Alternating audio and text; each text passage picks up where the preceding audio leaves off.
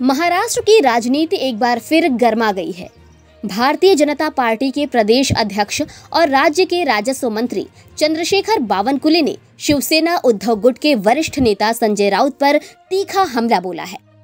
एक press conference में बोलते हुए बावनकुले ने राउत की चर्चित किताब नरकातला स्वर्ग यानी नरक में स्वर्ग को लेकर तीखा हमला बोला। उन्होंने कहा कि इस किताब का असली नाम नरकातला राउत होना चाहिए। बावनकुले के इस बयान को न सिर्फ एक कटाक्ष के रूप में देखा जा रहा है, बल्कि ये उद्धव ठाकरे गुट पर भाजपा के तीखे राजनीतिक हमलों की कड़ी के रूप में भी समझा जा रहा है। उन्होंने आगे कहा कि संजय राउत बार बार झूठी बयानबाजी कर जनता को गुमराह करने का प्रयास कर रहे हैं और उनकी किताब में भी वही प्रवृत्ति दिखाई देती है। हालांकि इस बयान पर संजय राउत की ओर से अब तक कोई प्रतिक्रिया नहीं आई है, लेकिन माना जा रहा है कि ये बयान राजनीतिक हलकों में काफी चर्चा का विषय बन सकता है। राजनीतिक विश्लेषकों का मानना है कि महाराष्ट्र में आगामी स्थानीय चुनावों को देखते हुए बयानबाजी का स्तर और तीखा होता जा रहा है। वहीं बता दें कि चंद्रशेखर बावनकुले महाराष्ट्र में एक चर्चित चेहरा और उन्हें साफ छवि वाला व्यक्ति माना जाता है। विदर्भ में इनका काफी वर्चस्व है। साथ ही महाराष्ट्र के लोग चंद्रशेखर बावनकुले को काफी आदर्श भाव से देखते हैं, इसीलिए उनके बयान बड़े ही सोच समझकर दिए जाने वाले बयान होते हैं, क्योंकि संजय राउत कई बार अपने अनर्गल बयानों के लिए जाने गए हैं। खैर, अब देखने वाली बात ये होगी कि संजय राउत या उद्धव ठाकरे गुट इस बयान का क्या जवाब देते हैं। फिलहाल चंद्रशेखर बावनकुले का ये बयान चर्चा का विषय बन गया है और वहीं लोगों ने संजय राउत को ट्रोल करना शुरू कर दिया है। Bureau report, Vipin Kuttarmare, Nagpur, Maharashtra. कोणतं पुस्तक आहे? ते पुस्तक जे नाव आहे ना, त्याचं नाव बदलण्याची गरज आहे। त्यांनी म्हटलं आहे नरकातला स्वर्ग, बरोबर आहे? त्या पुस्तकाचं नाव नरकातला राऊत, काय नरकातला राऊत ठेवायचा। ते त्यांना हेडलाईन बदलण्याकरता मी पत्र लिहिणार आहे।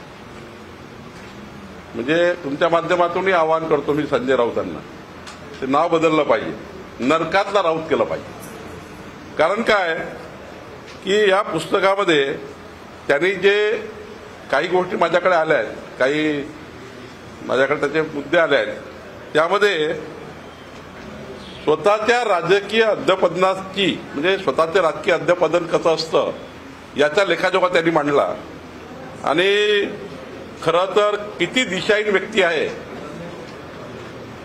या पुस्तकामध्ये त्याचे उल्लेख आहेत आणि नैतिक दिवाळखोरीची खरी कहाणी संजय राऊतांनी त्यामध्ये लिहिली आहे आणि म्हणून त्याला मी म्हटलं की ह्या पुस्तकाचं नाव बदला। खरं तर आपल्याला माहिती आहे एकेकाळ असा होता भाजप सेना युती हे देशातली सर्वोत्तम युती आणि या युतीला खऱ्या अर्थाने न्याय देण्याचं काम माननीय हिंदू हृदय सम्राट बाळासाहेब ठाकरेंजींनी केलं।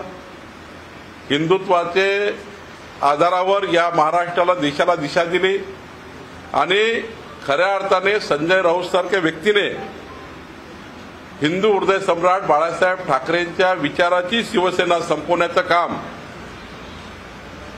भारतीय जनता पार्टीच्या हिंदुत्वाच्या मुद्द्यापासून फारकत घेऊन काँग्रेसच्या दावणीला उद्धव ठाकरेंना बांधण्याचं काम संजय राऊतांनी केलं आणि म्हणून खरं तर या ठिकाणी त्यांनी सांगितलं की मोदीजींनी हे मोदीजींनी ते। आपल्या सर्वांना माहिती आहे की गोधरा हत्याकांडामध्ये सुप्रीम कोर्टाने जी एसआयटी केली होती त्यामध्ये 2012 मध्ये माननीय मोदीजींना क्लीन चिट मिळाली होती। 2022 मध्ये सुप्रीम कोर्टाने मोदीजींना त्या ठिकाणी कोणतेही पुरावे नाही म्हणून क्लीन चिट दिली आणि त्यावर हा आता संजय राऊत लिहितोय की कोणतरी मध्यस्थी केली। आता म्हणून म्हटलं हा राऊताचं जे पुस्तक आहे ना त्या पुस्तकाचं नाव बदललं पाहिजे। आता 2010 मध्ये अमित शहाजींना अटक झाली होती, त्याचं माहिती आहे सर्व देशाला किती राजकीय होती, पण 2014 मध्ये कोर्टाने निर्दोष सोडलं। आता कोर्ट जेव्हा निर्दोष सोडतं तेव्हा कुणाचं चालतं का? पुरावे चालतात। हा राऊत म्हणतो आम्ही मदत केली। आता ठीक आहे, त्यानंतर हा जो पुस्तक आहे हे पुस्तक खऱ्या अर्थाने अशा वेळी का आणलं, त्यांनाही माहिती आता काँग्रेस आणि महाविकास आघाडी फुटत आहे.